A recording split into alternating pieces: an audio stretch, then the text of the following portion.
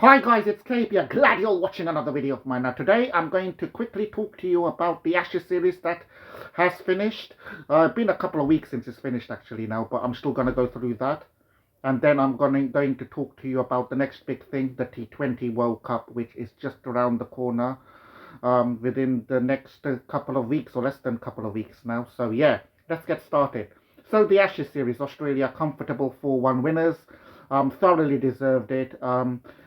Most of the Ashes series, they had virtual second string bowling lineup, and they were still good enough for England.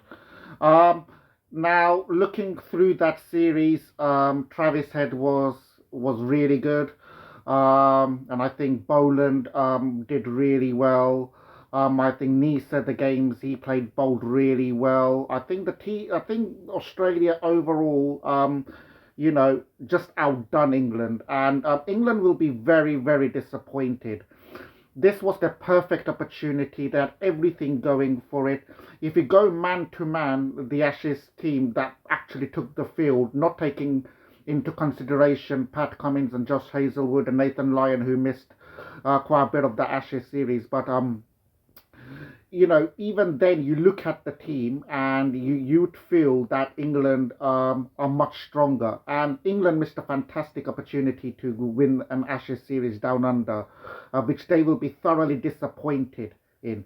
It's tough enough for England to win with Pat Cummins, Hazlewood, Nathan Lyon, and all them lot. Smith missed the game as well, but to with the players Australia had missing out, and to have still lost the Ashes series 4-1 is, England, it has not been taken down very well here in the UK, and it shouldn't do as well, because that was thoroughly disappointing by England. And let's be really honest with you. We talk about this baseball era. Personally, I think it's a breath of fresh air what England did bring to baseball. I don't think they are playing that fearlessly anymore, because I think they've realised that you cannot just continue to do the way you play. But I think the thinking mentality is fantastic overall, and I think it's a breath of fresh air, as I've said it multiple times. However, the fact is, with this approach, England have not beaten two major teams home and away, which is Australia and India. So, that is a major concern. And until those boxes are not ticked off with this regime, this baseball era will not go down as a success. It will go down as pretty average. And they'll be known as times where they were absolutely brilliant against lesser opposition and struggled against teams that really mattered. That is the harsh reality. Okay, but I think Australia, fantastic, very well deserved. I don't think Australia are a great team at all, but they're still pretty good team, and they were pretty good for England. So yeah. Um, what next for England? They've got a couple of summer test series coming up now against New Zealand and Pakistan. New Zealand will be tough. I reckon they'll be good enough to beat Pakistan, but let's wait and see. But again, the challenges that mattered to England, they quite just haven't managed to nail those opportunities, be it against India back last summer or against Australia here down under. So that is something that Stokes will want to put right if given the opportunity moving forward against those two bigger nations. So now let's talk about the T20 World Cup that starts less than 2 weeks. Look, I don't think I don't say this as an Indian cricket fan. I think you look at anywhere, you look at the history books and the games, India have just been absolutely magnificent, in T20 cricket. They're the current holders, and they're even a better team than the last time that they won the tournament back in 2024. And they've not lost the 2020 series since the last T20 World Cup. Surya Kumar Yadav as captain has been brilliant. Not lost a series, obviously, and he's it's just magnificent the way India are playing at the moment. I think majority of all boxes are ticked, if not everything. Um, you know, it is just very hard to find weakness, especially on home soil. I think India are going to take some stopping, but you just absolutely never know in this format. That's not me trying to sit in the fence saying that India, yeah, clear favourites, they're going to win it, and at the same time me saying that, you still never know because you don't know in T20 cricket what's going to happen. I think with India will definitely make it to the semi-finals. There's no doubt about that. But from semi-finals to finals, anything on the given day can happen. There was a perfect example in 2023 World Cup on Indian home soil. India won 10 in a row. In the final, they quite didn't play their best cricket, and Australia crowned champions. So you just never know.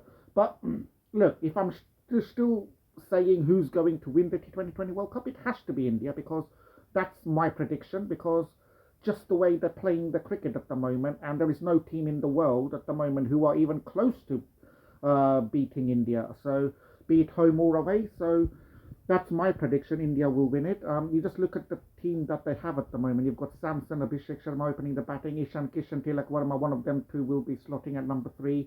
They could swap Samson and Kishan at 3, Tilak Verma at 3 then. There you go, Surya Kumar Yadav, who's back in form, one of the best T20 batters of this era. You've got Hardik Pandya, the best all-rounder in this format. You've got like Rinku Singh, if playing, he can do a great job. You've got Shivan Dubey, absolutely magnificent. And the bowling actually looks after itself. I'm pretty sure it will be Bumrah and Arshdeep Singh, one of the best T20 bowlers, going around. Then you've got the spinners who look after you. You've got like all-round option of Akshar Patel as well. You've got Kuldeep Yadav there. You've got pretty much you've got Varun Chakravarti, one of the best T20 bowlers in the world at the moment. Spinner. You've got everything India covered. You just really cannot see where this team is lacking any balance because it's a complete team at the moment. And only team I can feel that can stop India from winning the T20 World Cup is India themselves. Because as I say that India are head and shoulders above, which other teams are going to be challenging? I think you've got your Australia team. I think they will always be thereabouts. They've got a powerful batting lineup, good bowling options. I think South Africa will be dangerous. England, I know they're not going through a great time at the moment, but I still think in T20 cricket, I think they can, with the team they have powerful hitters, they can beat anyone. And I think you've got the experience of Adil Rashid as a spinner, I think, who will enjoy the conditions that's going to be presented to him. So I think that's a good balance there for England to have. I think so. I think they're going to be quite tough to beat. Pakistan playing in majority of their games in Sri Lanka, all their games in Sri Lanka. Sorry, so they're going to have a very good advantage. So there are quite a number of teams you can never write off New Zealand. So any team are there within the shout. It's simple as that. If I was to give my 4 semi-final finalist prediction, it's a very tough. I think predicting India as winners, I think, is pretty easy prediction for me. Even though I keep saying semi-final, finals, you don't know, but just going by everything, I think they're clear favourites with that. Obviously, India to win the trophy. But who are my 4 semi-finalists? That's tough. So obviously you've got India there. I'm going to go with Australia. I'm going to go for South Africa. And my 4th team I'm going to choose. Surprisingly, it might be for some people, but I'm going for Afghanistan. Whether that happens or not, I do not know, but I'm going for Afghanistan as well. So that's my 4 semi-finalists. Let me know what you guys think, but that's my 4 semi-finalists. I think it's going to be a great tournament. Be good to see how it all pans out. But my overall prediction is for India to retain the title and win yet another ICC trophy. That's all, guys. Take